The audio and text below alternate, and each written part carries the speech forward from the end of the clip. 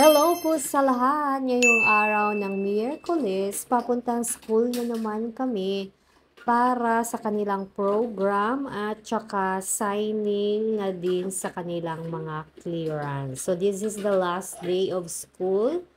So ayan, maaga na rin kaming pumunta sa school mga past 7 a.m. in the morning. Kasi nga pagka alas 8, 8 a.m., meron silang program. So, ayun, they need to participate that program and then after, magpapasay na din sila ng clearance. So, ngayon, nandito na kami sa daan.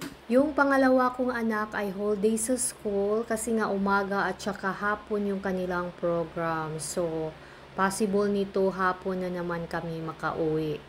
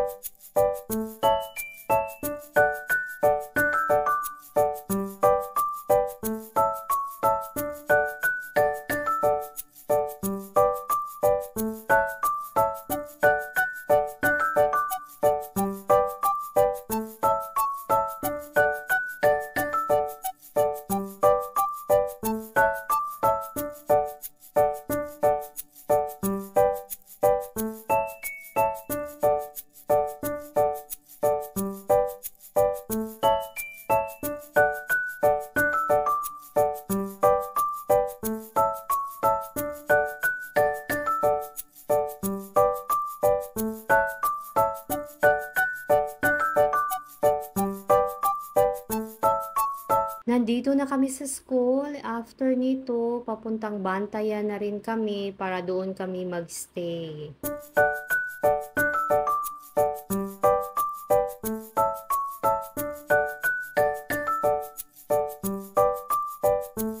Palabas na kami and papuntang Bantayan na din. So, mga around 5 minutes lang naman yung aming biyahe. Sobrang lapit lang naman yung Bantayan dito.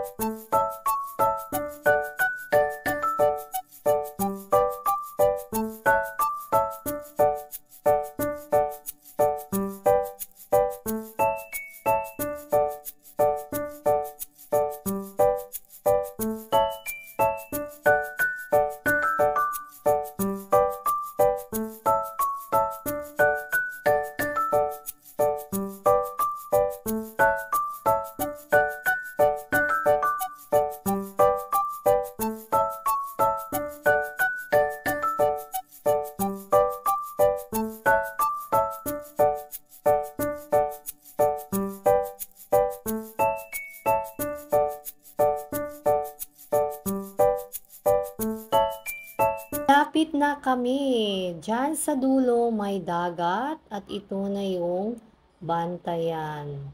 Kailangan ko lang i-drop yung dalawa tapos papuntang market na naman ako para makabili ng lulutuin para sa pananghalian. So, nandito na tayo sa market and yan yung talong nila sobrang liit.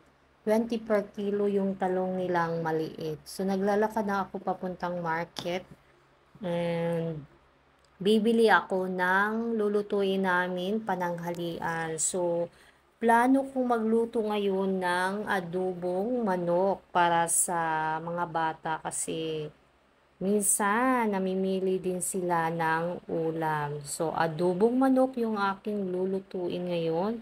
Ayan, naghahanap pa ako dito ng bigas kasi nga bibili din ako ng bigas at saka panakot sa aking lulutuing adobong manok. Bumili ako ng red rice kasi nga isama ko siya sa white rice kapag nagluluto ako ng kanin. So, papunta na tayo pabalik and then dumaan pa ako dito para magbayad ng aming kuryente. Ayan na yung rate. Medyo mahal na yung rate ngayon ng residensya. Pauwi na ako para makaready na sa aking lulutuin para sa pananghalian.